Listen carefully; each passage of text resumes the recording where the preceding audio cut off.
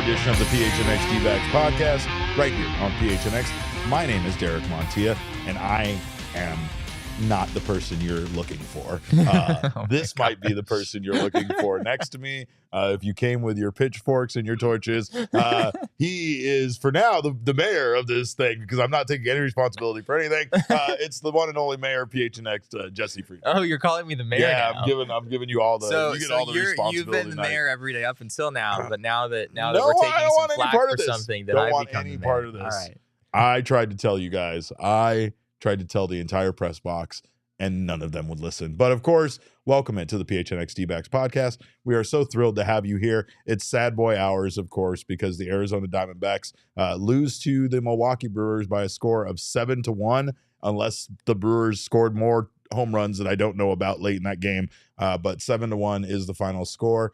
Of course, we were very excited. We were riding on a high. The Diamondbacks came into this game with a 4-game winning streak, which now ends, but the Diamondbacks can still win the series in the finale tomorrow, which we do have some good news, not for Milwaukee, but some good news for the Diamondbacks as far as that matchup in Game 3 to discuss. But Merrill Kelly was very good tonight, and I don't want to take anything away from him. Yeah. Also, the Arizona Diamondbacks apparently are the smallest team in Major League Baseball, and tonight they faced off against the largest team in Major League Baseball. Heaviest team. Heaviest, to be specific, heaviest right? team in baseball. Yeah, I like that. That just puts a little bit more slander on their name or whatever. But Merrill Kelly did have a no-hitter going into the 7th inning tonight when things did fall apart for him. But what was that word you just used, Derek?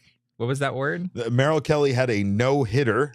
Yeah, going into the 7th inning when everything fell apart. Yeah, and so that tweet that everyone seems to be up in arms about, you know what word it did not have in it? It made no mention of Merrill Kelly throwing a no-hitter. Wait, am I allowed to defend myself just for like a couple minutes before we talk about anything else? Jesse is clearly defensive about it. So again, no doubts here about who sent out that tweet, but please, the floor is yours before the jury here. I mean, you were never going to take the blame for that one. You didn't send out the tweet, okay, so there's no sense in me trying to pawn it off on you. Let me set the scene here. We are in the press box. It is, I believe, the 5th inning, and all of these guys, Jake Anderson from Arizona Sports 98.7, we'll talk about Jake Michael Anderson. McDermott, Jesse Friedman, they all start bipping about the no-hitter stuff, right? And I tell them all, shut up. I say, if you don't want people to come for you tonight, do not tweet any of that stuff off. And then I left. And of course, what happens at that point is history. But what you don't understand, Derek, is this tweet did not have the word no-hitter in it for a very specific reason. In Jesse's defense, right? it did not, yes. I get it, right? You know, Steve Berthiaume on the broadcast, he said the word no-hitter a number of times. We're going to talk about we'll talk about that a little bit more later on. You, Steve. Our tweet did not say that word at all. Our tweet simply said it's been 6 innings and Merrill Kelly has a pretty good thing going with the little eye emoji, right? It's safe. It's fine. Everything's okay. And then suddenly we're getting people coming for our heads on Twitter because Merrill Kelly's no-hitter, of course, ended shortly thereafter. And somehow we're the ones to blame for it, even though I strategically did not even use the word no-hitter. Apparently, that's still going too far, which I find to be utterly ludicrous. But I digress. At no point should it ever make sense to you that the words coming out of our mouth or written on a little social media app for birds is ever going to actually change what happens in a baseball game. Wow, you're defending me now. I want you to listen to me. I hate defending Jesse. You know I hate defending Jesse. Listen to me. If I could jinx this goddamn baseball team, I wouldn't even be here. I would have taken their opposition every single game. I would have bet the money line, and I would be living in Costa Rica right now as a billionaire, because if I was that certain I could jinx a team, oh, man, I would be one of the best gamblers there is. We can't tell the future. That nobody can, whether they say they can or not. And I hate defending him. I also very much make sure that nobody beats him up. So True. that's also part of my job. But yes, no, nothing said in the press box or on Twitter actually caused Merrill Kelly to have what, I mean, honestly, it's still a great outing. And I don't want to take away from it because it really sucks for Merrill that considering you gave up one hit in a baseball game, you get tagged with 3 earned because of the 2 walks that he had after that. But he just had such a good game going. And if we want to accentuate the positives here, that's what we were looking for out of starting pitching. We talked about how good the bullpen has been. It was not very good tonight, but we have talked about how poor starting pitching has been and how these guys aren't getting very far, very deep into games. And we saw in the first 2 games of this series, both Zac Gallen and Merrill Kelly get very deep. And that's something, again, that's very encouraging because if the Diamondbacks are going to go on to do something special this season, it needs to have both of those guys involved. So I am not going to besmirch the good name of Merrill Kelly tonight because he had a fine outing and I'm very encouraged. He just came up against a really good starting pitcher in Corbin Burnes, to be honest. Corbin Burnes was incredible tonight. Corbin Burnes was just outstanding. I mean, I've seen Corbin Burnes pitch a few times. I don't know if I've ever seen him quite this good. Yeah, he was really good, especially on the heels of a bad outing for his first outing of the year, his first 2 outings of the year. Corbin Burnes came in with an ERA over 9, and in some ways you're like, oh, he's been banged up a little bit. Slow start to the season, right? That means the D-backs might be able to get something going here. On the other side, and honestly, the way I normally think of that sort of situation is, shoot, man, like, if a guy comes in with an ERA over 9 and he's that good, there's no way you're actually going to get to him, right? Because Corbin Burnes is going to have an ERA that high for very long, right? He's just way too good of a pitcher. You know that if he has, a bad outing or 2 to start the season, he's going to bounce back, and he did that in a huge way tonight. Honestly, maybe could have gone the distance, 89 pitches in 8 innings. I guess the Brewers had such a big of a lead at that point that maybe they just felt it wasn't worth it to push Corbin Burnes to try to get through 9 innings. But he was good enough that he probably could have. I know it impacts ERA, but at the end of the day, a complete game shutout really is kind of a meaningless stat. I mean, I think it's meaningful. It's not a no-hitter, but it's still meaningful, what you're saying right? is if you're building a case for like a Cy Young or something like that, all of those kind of incredible outings are important. Yeah. So, you do want to chalk it up in that way. But I did pick Corbin Burnes to win the NL Cy Young Award. If you read our story from a couple weeks ago with all the preseason predictions, Corbin Burnes was, apparently, just blame me for everything at this point. No, I'm not.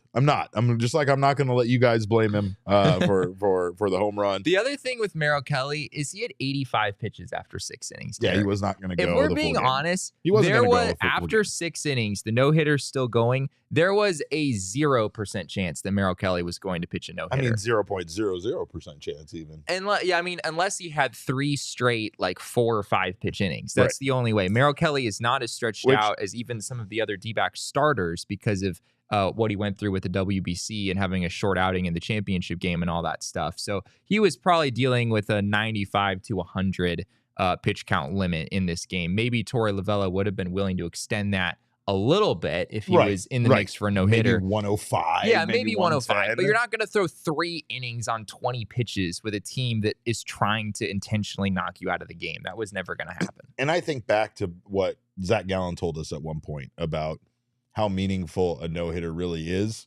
And it, again, to each their own, just like what we were saying about a complete game shutout, right? It's not to say it's meaningless, but should you really like potentially mess up your next start so that you can achieve a complete game shutout, right? And Merrill Kelly, Zac Gallen's thought on a no-hitter was almost the same thing. Like a no-hitter really isn't important enough that you should go 120 pitches and put your next start potentially in jeopardy over trying to get a no-hitter because at least in his opinion, it wasn't really worth it. That's right. But he said he would go until his arm fell off for a perfect game. Exactly. Which is just like, I mean, to us, both of those things are really incredible achievements. And I think any pitcher would be thrilled to get it. But it just goes to show how within pitchers, there's a big difference between a no-hitter and a perfect game. Yeah, it's huge. I mean, at this point, it feels like you have about, 2 no-hitters or so every year. Whereas perfect games are still extraordinarily rare, right? I mean, there's been not that many in Major League history. You can count them on 5 hands, Mm-hmm. something like that. Something It's like a that. really Yeah. odd way to put it, but that was the first thing that came to mind for me. But yeah, a perfect game is exceptionally more rare than a no-hitter. I mean, we've seen a couple no-hitters in D-backs history that were not so pretty, right? We saw the Edwin Jackson 8-walk no-hitter back I remember in that one. 2002. No, it wasn't that long ago. No. Somehow I've like always known what year. I think it was 2010. I want to say it was June 25th, 2010, if I'm not mistaken. And then of course we had the Tyler Gilbert no-hitter from a few years ago, which he had like 3 walks, but he gave up a whole lot of hard contact as we've talked about in the past. So we may have had a video. We may have made a video about that at some point. But anyway, the Diamondbacks really just didn't make Corbin Burnes work though tonight. I mean, that's one of the big things. Yeah. When you talk about Merrill Kelly potentially going the distance and that no-hitter and how unlikely it was, he was already at 98 pitches when he was pulled in the 7th inning. He wasn't going to go further. So and then the bullpen just wasn't very good tonight. Miguel Castro was not very good. Couldn't get himself out of the jam that Kelly kind of started, and he gave up a whole bunch of runs. And also, then a couple more dingers. So even if Merrill Kelly hadn't given up that home run and the 2 walks, chances are he would have been pulled probably after the 7th, and there's a good chance that we would be throwing up that bullpen meme, for the way that they blew it, because Miguel Castro was going to give up a hit eventually, right? I think he came into this game having literally allowed 0 hits on the season, which is not particularly sustainable. So, I mean, Miguel Castro has been really, really good up to this point. So, you kind of felt like some of these D-backs relievers were maybe due for a not great outing.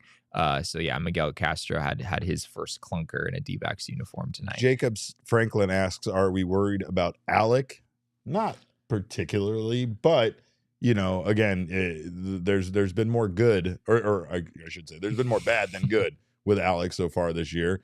However, I feel like we've seen at times him be very, very good, and I don't know. I mean, what are your thoughts? Because I don't blame Alec tonight, considering that most guys on this team didn't have a hit. So it seemed like everybody was pretty lost. This one was all on Alec Thomas. even though most guys were 0 for 3 or 0 for 4, but I mean, there is some concern, I guess you could say. Yeah, I mean, we showed his baseball savant page on the show on Sunday, there. I think, and there's still a lot of red there, right? But I mean, like watching Alec Thomas every day, you are still seeing a lot of the same things that we saw last year, right? It still feels like every other batted ball from him is a ground ball to the second baseman, and he's quick, but not quick enough to beat a routine ground ball to the second baseman, right? I would say that I'm not overly concerned about Alec Thomas, but I also wouldn't say that I'm sold that something has really changed. Yeah. He wasn't that great of a hitter last year, right? He really burst onto the scene and was good in the first couple months, and then things really faded for him down the stretch. I'm not sure we've necessarily seen Alec Thomas make the adjustments that you were hoping to see him make over the offseason. He's not striking out. He has, I think, 1 strikeout literally the entire season. But as far as like actually getting the ball in the air more, his ground ball rate has dropped a little bit, but you're still seeing a lot of the same things on a day-to-day basis. So I think he's unlucky to be hitting 179, but I wouldn't say that he should be hitting 300 or 350 like maybe some of the baseball savant stuff would tell you. Or like what we saw with like Christian Walker, for instance, last season, where this isn't really that either. Yeah. Besides just bad luck. But when you're so dependent on ground balls getting through, these kind of things are just going to happen. He just has kind of hit a lot of them right at guys, and it's going to be tough even if you're fast to beat any of those things out. However, if you are not convinced up to this point that this is not Jesse's fault for the loss tonight, we have one more tweet to show you, and it comes from the aforementioned Jake Anderson. Jake wrote, D-backs. He used hashtag D-backs on top of the audacity. Hashtag D-backs. Just to make sure you could find it in case you were just looking up the hashtag. He wanted you to find his jinx, and he said Merrill Kelly has a no-hitter through 5. In parentheses, I do not believe in jinxes. Well, guess what, Jake? People do. Also, and I guess you could say something that's not really a jinx. The Brewers have announced that Brandon Woodruff will be placed on the injured list. So the D-backs do dodge a bullet in Game 3 as far as that matchup goes. Yeah. Now what we have, according to The Athletic is a matchup between Junk and Jameson. That's incredible. That's amazing. I mean, Jansen Junk, are you kidding? That's an Jansen actual Junk? baseball player's name? That's not a made up name from a Ken Griffey Jr. video game. That's not a created player on MLB The Show. That's an actual human being. I love it. He looks like someone you'd create in the show too. He does. That Just with the mustache is stash, top yeah. notch. That's the top notch. Maybe their mustache. parents were big MLB The Show players, and Maybe. they did what is it called when you create your own player? Road to the Show. Road to the Show. They did a Yeah. Road to the Show with a player named Jansen Junk that Yeah. they just thought was And they hilarious. were like, "This is it. We got to name our kid that." Yep, and they changed their last name to Junk in order to make it happen, and there you go. I'm with it. Dre Jameson, by the way, we spoke to him today. He has no idea what pitch count he will be on yet. Yeah. Which is really interesting. He said that he's kind of been all over the place. So he's pitched as high as 66. Yep. So, but that wasn't the most recent outing. So, he's 26 in the most recent outing. Yeah. But he's on his 4 lowest. days rest. But he's on 4 so days you're like, rest. all right, well, that's kind of a long time to Right. sit out after throwing 26 pitches. So my guess is like 60-ish, something like that. I think he Mhm. could maybe get you through 4 innings, maybe 5 if he's like super efficient. But yeah, Torey Lovello and Dre Jameson himself have not really given us any concrete information on what that pitch count will be. But the Diamondbacks can still win this series in the finale tomorrow. We will be here with a post game afterwards. So make sure to tune in here and keep it locked to the PHNX Sports YouTube channel. But before we move on, we're still not done with this whole Merrill Kelly no-hitter situation. Jesse, it's time to throw some shade. Let's do it. Let's Let's throw go. some shade.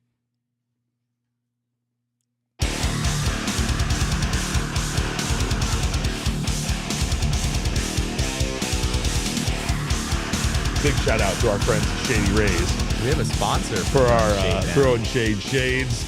And we are throwing shade at you, Steve Berthiaume. That's right, because we took a lot of flack tonight for you, pal. Our Twitter account was on fire. People just telling us to go F ourselves because of our tweet. And we all know, you said it before we did. You said it before anybody did. You love saying it. I don't even understand it. You just have no consideration for any kind of jinx rules at all. And I kind of respect it, but I'm still throwing shade at you.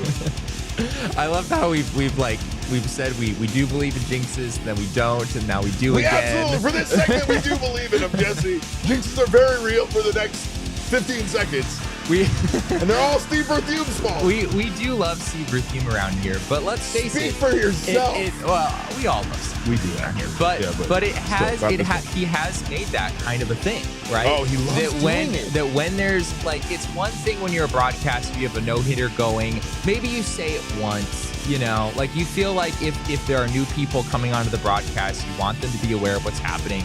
Maybe you slip it in every now and then. Not Steve. Steve Berthiaume doesn't really do that. Steve Berthiaume just kind of lets them fly No fucks and given. makes everyone incredibly angry while he's doing it. Yeah. And I mean, he has guts for doing that, honestly. It's not like he's not aware of the kind of flack he's going He does to take. more guts but- than you for hiding behind a nameless Twitter account. But still, Steve, this is on you. This is on Merrill. It's not on Willie. It's not on anybody on the Brewers that hit those dingers. It's all on you.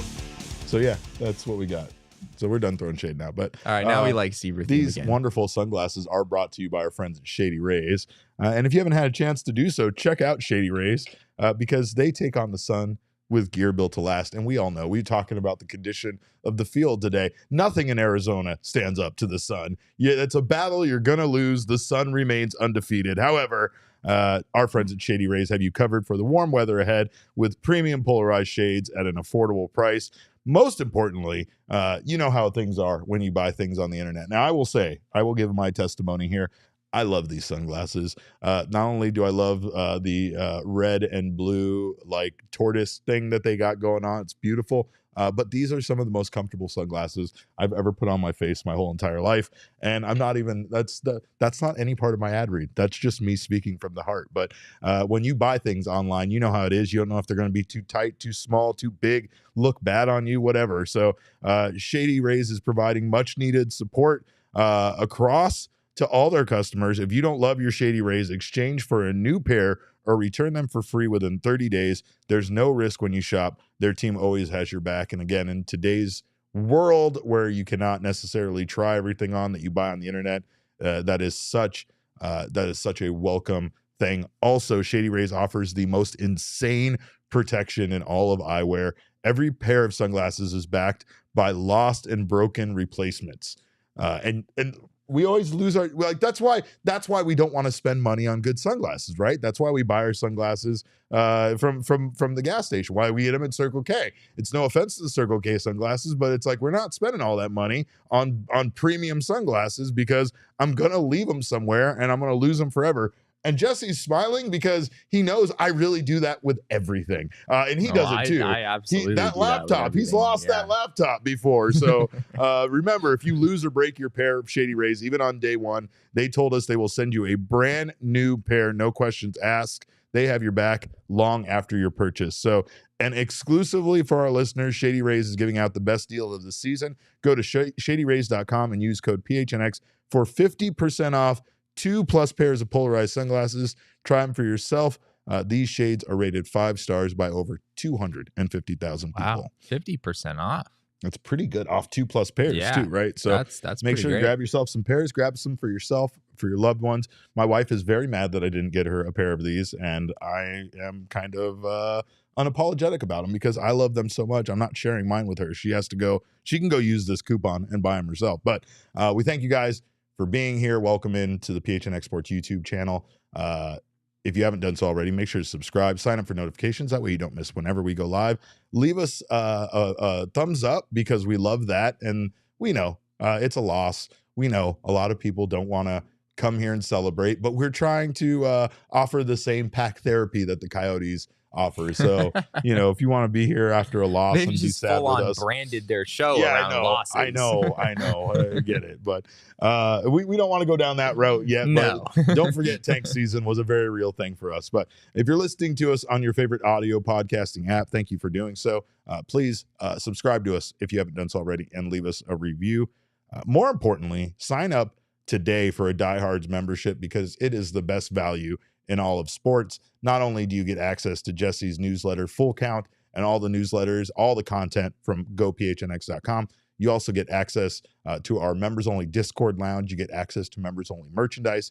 You get discounts from our partners that are exclusive, including a $50 gift card upon signing up for Mountain Mike's that pretty much pays for the whole membership in itself. But if that didn't pay for it in itself, you also get a free piece of merch from the phnxlocker.com and 20% off all future purchases. So sign up today and become a diehard. Join our family. And we got a big thing going on. I know you guys have heard about it, but we got our D-backs takeover season pass this year.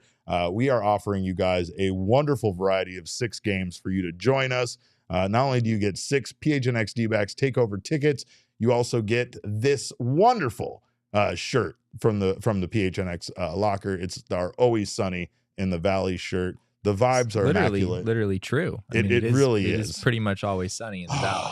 So. It's so hot today. Like, I want to apologize now for every tweet I sent about the cold weather, Jesse. About every tweet I sent about going out too early or not starting the day because it was too cold. I wish those days were back here. But still had the roof open though. They did. And they still have it open tomorrow, I believe, too. And it was a beautiful, like, the weather was really nice inside, even though it was very hot outside. So, and we are doing snake facts now in the chat, and I appreciate that. You said pack therapy, so they're trying to come up with what is a group of snakes? It's nest therapy. Are we a nest? We're a bed of snakes, a den of snakes. I don't know. Viper pit. I don't know, something. We'll have to figure that out. Ryan asks, how was the, I am guessing, Sonoran dog? Ding, ding, ding. You hit that 100% correctly. It was delicious. And I will say this. I will go on record as saying I'm not a fan of mustard. It's not to say I won't eat it. I'm not opposed to it. I'm just not a huge mustard fan. That thing had a ton of mustard on it, and it was great. It was delicious. I still don't know how you eat something like that in a seat while watching a baseball game. I had a table in front of me. Too messy. Jesse, watch me. I got it all over my computer. I got it all over everywhere. It was everywhere. And I had a plate. I had a knife to cut it in half. It's a mess. So good luck eating that while you're sitting in a seat. But of course, I hope that you do that while sitting with us at these takeover games, because we're going to have an absolute blast. And we are very much looking forward to hanging out with all you guys at some baseball games. Get this guy out of the press box. It's very hard to remove him from the press box. He likes it up there a lot. It's called having work to do, Derek. Well, I go. I had tweets to send. All right. Yeah. You remember those. Game one, much better of a game than game two, obviously. Zac Gallen is, in fact, back Gallen because he is back. His curveball was as good as we've seen him throw it. And again, when you talk about the success of this team, much of this success is contingent on Zac Gallen being as good as we've seen him in the past, being the ace for this team. And man, against a very good Brewers team that came in very hot, Zac Gallen sat him down. And I think he took advantage of their aggressiveness with that curveball because, man, he was dealing with that thing. Yeah, 10 whiffs on the curveball, 17 whiffs overall in the game, which is a very, very high number. It was really impressive. And honestly, like these two games, right? You had a nice high yesterday with the win behind Zac Gallen. Yep.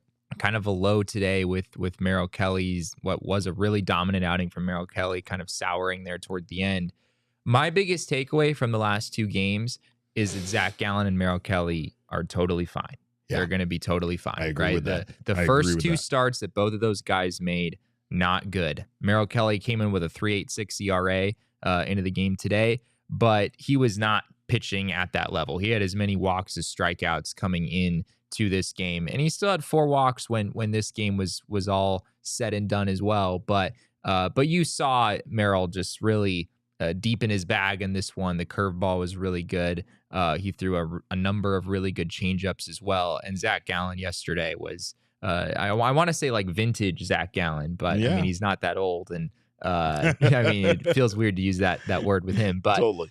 But yeah, he was really good. The curveball was outstanding. He threw a lot of good changeups in that game as well, which is a pitch that's kind of come and gone for him over the last couple of years. Those two guys are going to be just fine. And that's huge. That's huge. In the first 10 games, you had that 6-4 start. You felt really good. But in the back of your head, there was this question, like, in order for the D-backs to actually be a good team, they need Zac Gallen and Merrill Kelly to be the kind of pitchers they were last year. And these last two games, I think we're there. I think those guys are going to be just fine this season. Yeah. I think somebody in the chat asked, Tyler said, take over game when. I didn't get you guys this information. They might need to know when April 25th is going to be the first game. It's Tuesday, April 25th against Kansas City Royals at 6:40. We also have a game against the Giants on May 11th, June 3rd against the Braves, July 25th against the St. Louis Cardinals, August 12th against the Padres, and the final game on September 5th against the Colorado Rockies. So if you go to our Twitter account, you can click on the link for that. It'll take you to an Eventbrite page that has all the information for the event, and you can purchase your tickets there as well. So make sure to join us. Pretty darn good seats in there too. There are some good seats, some good games. We kind of like shift around, if I'm not mistaken. Yep. There's a few different sections that you can sit in, but all of them are pretty darn good seats. Yeah. So you're getting your money's worth. And you also get that T-shirt as well as part of that package. And I think we're planning some festivities pregame for some of those takeovers. Oh, yes. So make sure to join us for that. We're going to have a blast out there for that. But back to everything you were saying. And honestly, when it comes to the Arizona Diamondbacks and their pitching staff, like there are a lot of encouraging things here. And so far, like we've said, prior to these two games, we had said if we could get Merrill Kelly back on track, if we could get Zac Gallen with this team finding a way to win, they're going to look really good. Tonight wasn't the best example of that, obviously, but tonight the Diamondbacks just went up against one of the best pitchers in baseball on one of his best nights that he's had so far this season, right? So like you're going to run into that. Not every single night is going to be a win. However, I think that the tonight showed that even in a pitcher's duel, all of a sudden things can fall apart because this game was not nearly as far, of it's a lot closer than 7-1. It really was. It really was. I mean, it looks bad now, but it was a pitcher's duel for most of the game, and it was pretty exciting to watch. Now, Yeah, Merrill was going toe-to-toe with Corbin Burnes for 6 innings. Like, that in itself is pretty dang impressive despite how this game ended. And I don't want to be too reactionary about the bullpen because we were just singing their praises 24 hours ago. This team, or this bullpen, was incredible. The way that they came into that game after Zac Gallen left and just kind of effortlessly closed it out without any drama, without any excitement. They just did their thing, and the game was over. And it was a 3-0 win, and I was kind of shocked that that's how it ended, right? Because again, this Brewers team is pretty good. I was expecting maybe a little bit more of a fight there at the end, but I also think I'm just kind of predisposed to thinking the bullpen is going to blow it. So when things kind of just ended, kind of just routinely, I didn't really know what to think about that. I mean, it just goes to show that this bullpen is much different than last year's. It's still going to have its bad nights like tonight. Like, again, we've blamed everybody tonight so far, it feels like. But to be honest, had Merrill Kelly gotten through the 7th, Miguel Castro wasn't very good. You had a couple of runs given up here and there. And considering how good Corbin Burnes was tonight, it didn't really matter. One single run was going to be the difference maker in tonight's game with the Diamondbacks offense not being able to really do much. I'm not super concerned about it either, to be honest, because it was just Corbin Burnes, I think, having a good night. I don't think this is like now something new to panic about. One thing I am a little concerned about that I'm sure will resolve over time to some degree, but this is a pretty mind-blowing stat. Entering today, and I'm pretty sure it's still the same way after this game, the Diamondbacks had the lowest walk rate in baseball as an offense. And also entering today, Diamondbacks pitchers had the highest walk rate in baseball. And today, the D-backs walked 5 guys, and they only drew 1 walk. So I'm pretty sure these stats are going to hold after this game, maybe even get worse than they already were. That's a problem. D-backs hitters have not been patient whatsoever this season. I know there was one game, I think it was against the Padres, where they drew 7 walks. Outside of that, the D-backs have walked like 0 or 1 times, it's felt like, in pretty much every single game that they've played. Corbin Burnes only had 3 innings tonight where he had to throw more than 10 pitches. That's a problem. That's a big problem. I mean, he was pounding the strike zone. Like, that part of that is just Corbin Burnes was just outstanding today. But the season as a whole, the D-backs have a walk rate of 5.2%. League average is usually around 8 or 9%. So that's roughly half of the league average walk rate that the Diamondbacks have had this season. And they have some guys who haven't drawn a walk all season. Gabby Moreno, I don't believe has walked yet, although he did have a good game. He will never walk, I swear to God. He is. He's a swing first guy. He swings at everything. For sure. Corbin Carroll has also not drawn a walk at this point in the season. I think Cattell has 1 walk. So there's some guys who, you don't want to go to the plate trying to walk. I'm not saying anyone should be doing that, but a little bit more of a disciplined, patient approach would help, and would maybe have helped today to try to drive up Corbin Burnes' pitch count a little bit. That's the bigger thing. The Diamondbacks have already seen the success they can have if they get against a team's bullpen. The Brewers have a very good bullpen. They do. They're not exactly the Dodgers with the way the Diamondbacks were able to kind of exploit that weakness from the Dodgers. But it was the same thing with the Dodgers. The Dodgers outwalked them, I think, like 20-1 or something crazy in that first 4-game series. Like, the Diamondbacks just have not been patient, and what it's translated over to is every single starting pitcher, with the exception of maybe 2, looking like studs against this team. Like, they're allowing opposing starting pitchers to go deep into games with low pitch counts and allowing them to hang around and just not putting that pressure back on the starting pitcher, right? And I don't know what the answer is. I think it's ironic because last year, when the Diamondbacks weren't doing very many things well, drawing walks was the one thing they were incredible at. They led the league for a considerable amount of the start of last season in walks, and they were walking way too much. They were walking too much. They were being too patient because they were. We criticized the fact that they were just standing there with the bat on their shoulders, far too often, right? But the Diamondbacks did have some visitors, and that was something that might get them pumped up.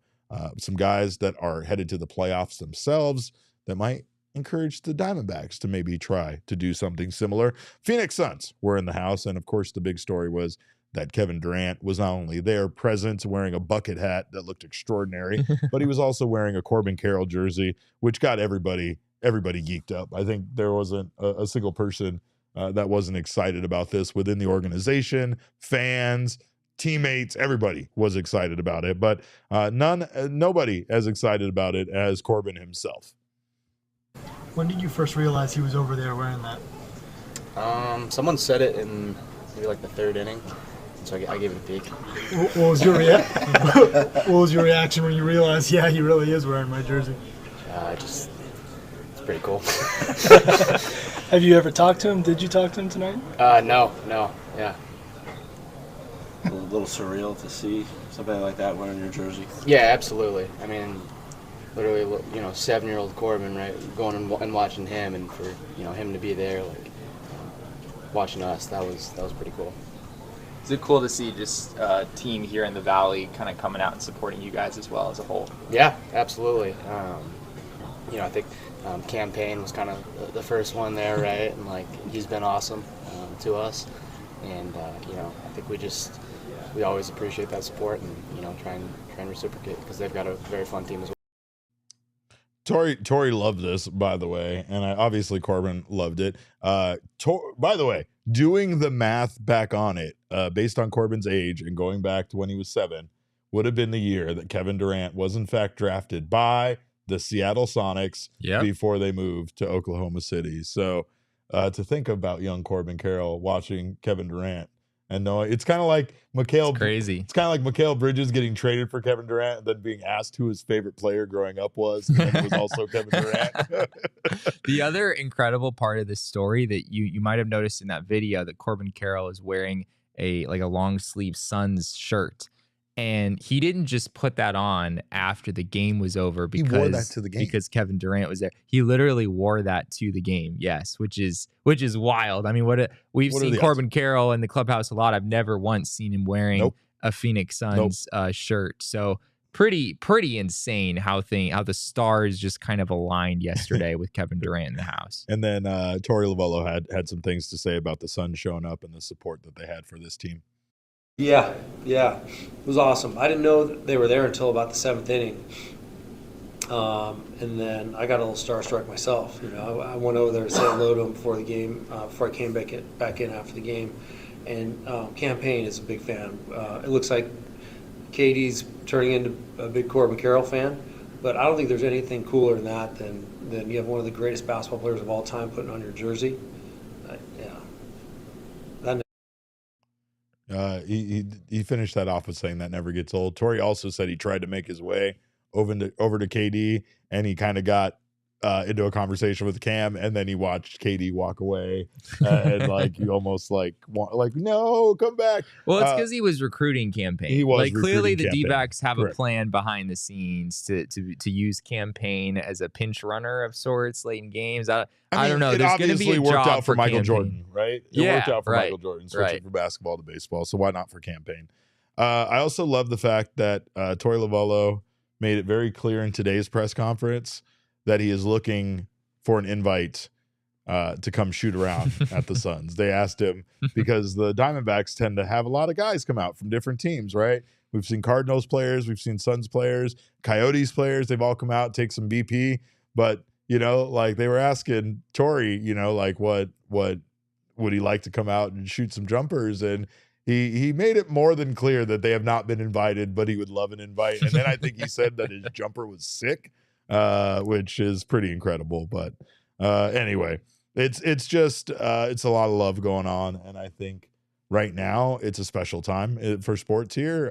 The Diamondbacks are building on something, so it's a bit encouraging. It's a bit nice to have the guys that are are being looked at as the actual championship contenders here in the Valley coming over and giving their support to another team that. Honestly, nobody really knows how good this Diamondbacks team can be. That's the one thing exciting about them. I have so many questions about the situation, honestly, that I can't really get answered myself. Maybe we can get Gerald Bourguet, our Suns beat writer, to go ask some questions about this. I want to know, did Kevin Durant know? How much does Kevin Durant know about the Diamondbacks? And does Kevin Durant know a lot about Corbin Carroll in particular? Or was it a situation where he was going to the game, he wanted to wear something, and he just like kind of asked someone like, all right, which jersey, like whose jersey should I wear? And someone else is like, hey, you should wear a Corbin Carroll jersey. I'm curious, like how dialed in to the Arizona Diamondbacks is Kevin Durant? He literally was traded here like a month ago. I don't know how big of a baseball fan Kevin Durant even is. Put on your tinfoil hat. There we go. Go get Espo's tinfoil hat because this is related to Espo. Espo showed up in the office the same day with a Corbin Carroll Serpientes jersey. Interesting. Now, I know it's not the same jersey that he was wearing because if I'm not mistaken. Are we sure? No, Durant was wearing a black. Yeah, he was. D-backs It was jersey. black. Yeah, it wasn't the Serpientes one. Yeah. I'm going to say Espo had something to do with this. Ooh, I don't know what. I don't know what role he played in it, but it can't be coincidence. It can't be coincidence, Jesse, that Espo shows up here with a Corbin Carroll jersey the same day Kevin Durant does, the same day that my Kevin Durant jersey shows up in the mail to me. Feels like a conspiracy. There's a lot of things going on there. There's definitely a lot of loose ends to take care of there, but I'll tell you. One thing, I'll take care of one loose end for you, and that is getting tickets to an Arizona Diamondbacks game. Yes, we have the takeover, and yes, we want you to come party with us, but we also know sometimes you can't make those kind of commitments. Sometimes you don't know where you're going to be, but maybe you find out on the day of the takeover game that you can go, and you want to get tickets last minute, and of course, the best place to do that is with our friends at Game Time. It is the place for last minute ticket deals and is the fastest growing ticket app in the country for a reason. Snag the tickets without stress with Game Time. Download the Game Time app, create an account, use code PHNX, and you will get $20 off your first purchase. In some cases, that might pay for the entire damn ticket. Terms apply. Again, create an account and redeem code PHNX for $20 off. Download Game Time today. Last minute tickets, lowest price guaranteed. And also, if you want to have some fun with your family this summer, which it's heating up, it's getting here fast. I know my daughter doesn't have a lot of days left in school. Head out to Octane Raceway and Mavericks. There's so much fun to be had out there. You can, if you went to watch the Super Mario Brothers movie and you want to do the Mario Kart thing in real life, Octane Raceway is the place to do it. They have karts. Jacob, for being as tall as he is, I still don't understand why he was so good at that, but Jacob was very good at racing go-karts. I'm just surprised when Jacob is good at anything, you know? Do you want to say that again wearing these or no? Okay. But anyway. I love you, Jacob. That just felt right. Let's go. Jacob, take him to Octane Raceway and beat him in kart racing. They also have bowling and all sorts of other stuff. Great stuff to be had at Mavericks. All sorts of daily specials as well. Tomorrow, Winning Wednesday, half price arcade games all day. So it's a great day to go out there. They also have Big Bucket Thursday, $20 beer buckets, trivia night on Friday, and then Saturday and Sunday, 50% off signature bowling before noon. He still won't acknowledge my bowling win, but I did beat him. Book some fun this spring at Octane Raceway and Mavericks. Kart racing, virtual reality, laser tag, axe throwing, bowling, arcade games, great food and drink, so much more. You can watch all of the sports this summer at Mavericks. Don't miss the NBA playoffs over at Mavericks in the Trophy Room Grill and Patio. You can get a free $10 game card when you purchase an entree in the Trophy Room. Check out octaneraceway.com and mavericks.com to learn more. We did have some updates from around the league before we go. I know we talk about the Arizona Diamondbacks quite a bit on this show, kind of a thing we have to do. But as I like to call them, our sister team over there in Tampa Bay, they're doing some good things, Jesse. Yeah. They remain undefeated this season. Talk about excitement. I can only imagine the team being undefeated. They have tied the 2000 St. Louis Cardinals for the most home runs through the first 11 games played, outscoring their opponents 83-20 so far. My God. Not bad. Not bad. Yeah, they're plus 63. That's their run differential right now, and no other team in baseball is higher than plus 27, it appears. God. So they've more than doubled up the next highest run differential in baseball.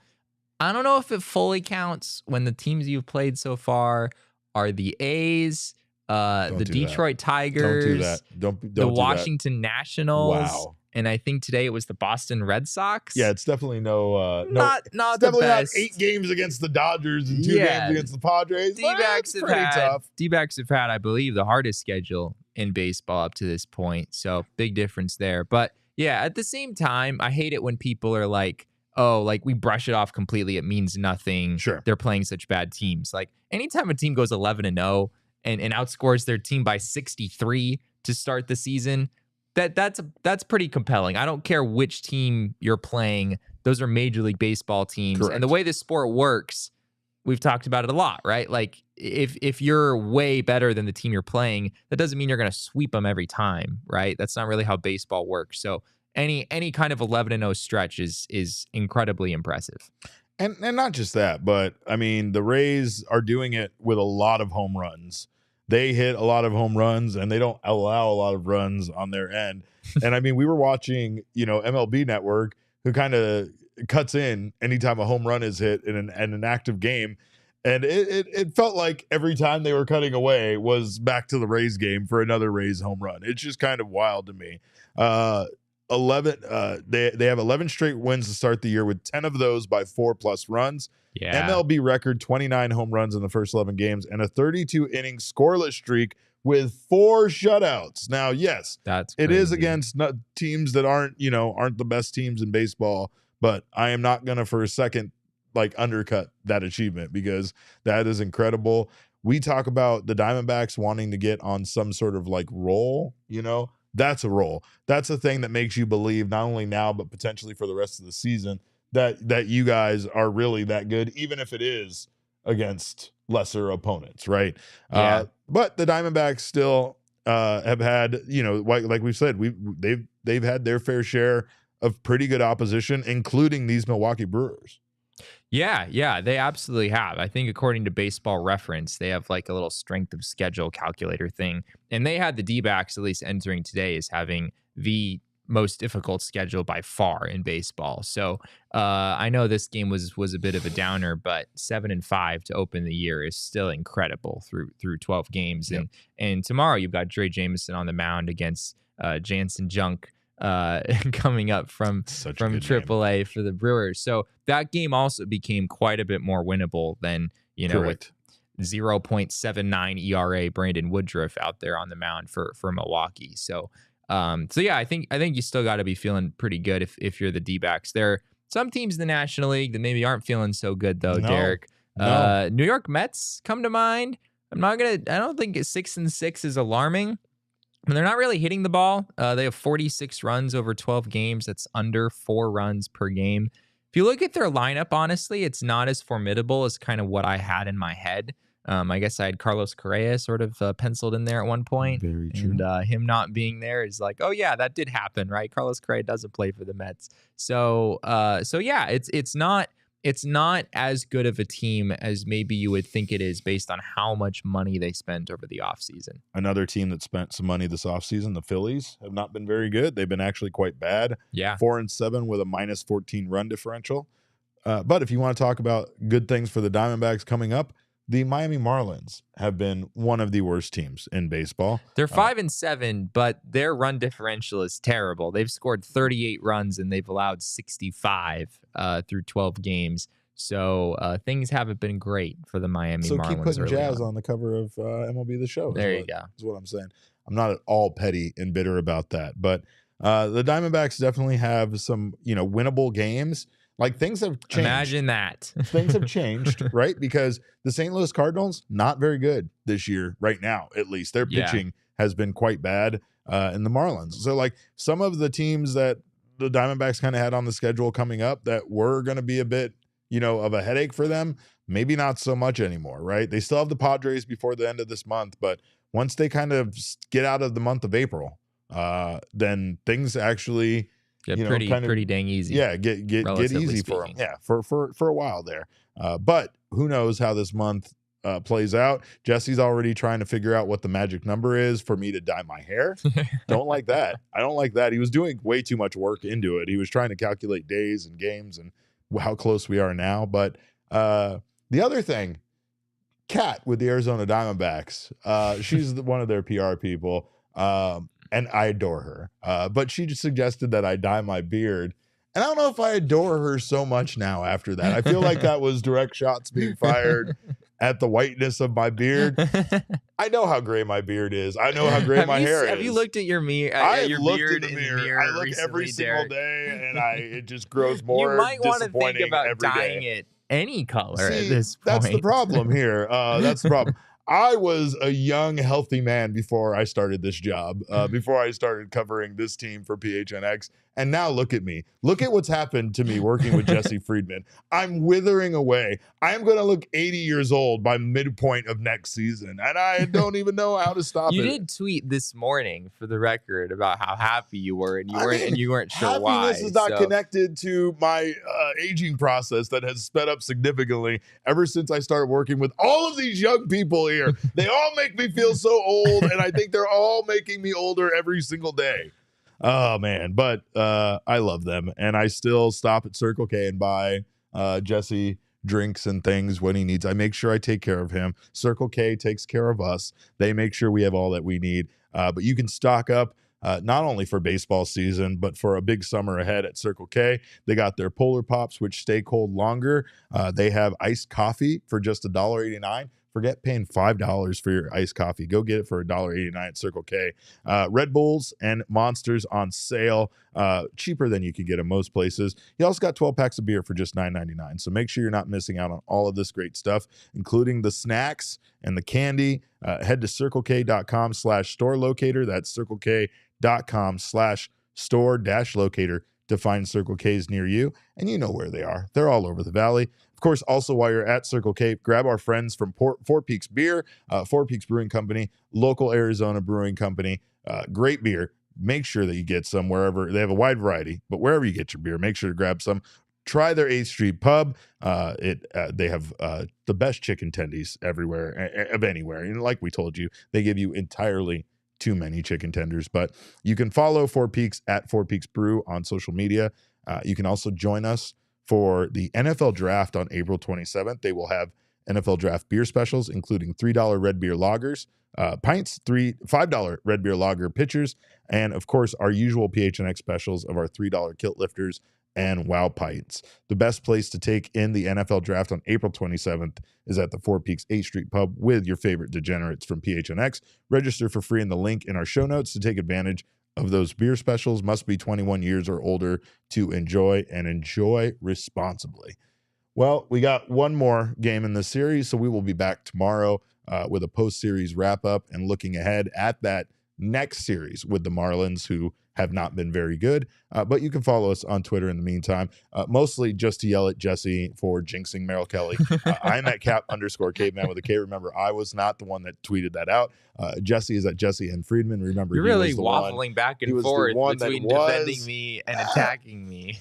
Look, I'm defending you, but I'm also making sure blame is placed with the right person on this set. It's not Damon, it's not me, so it only leaves one of us. But you can follow that account at PHNX_DBacks. That gets us into all sorts of trouble. Of course, all roads lead to at PHNX_sports on Twitter, Instagram, and Facebook.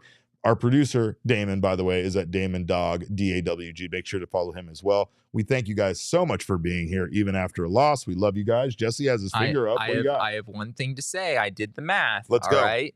The D-backs have 17 games remaining in the month. They have to go 8-9 in order to finish above 500 in the month of April. So we are 8 Diamondbacks wins in April away from Derek Montilla dyeing not only his hair purple, but potentially Jesse wants me to dye my beard teal. No, that's not happening. That second part's not happening. I'm going to try my best to just back out of the purple as much as possible. But what if instead of 1 game over 500, they're 3 games over 500? Would you do it then? I will see your 3 games over 500, and I will raise you 5 games over 500. Okay. For the teal beard. All right. That's a little far-fetched, but all right. We'll I want to make him work for it. You make him work for it. He makes you guys work for it. Now you want no, you got to make the D-backs work for it. Give them bulletin board material, whatever. I don't care. But of course, we thank you guys for being here on behalf of Jesse, Damon, and myself. We appreciate your time. We appreciate your love of the Arizona Diamondbacks. And remember, kids, baseball is fun, but it's so much more fun when I have to dye my hair purple. you.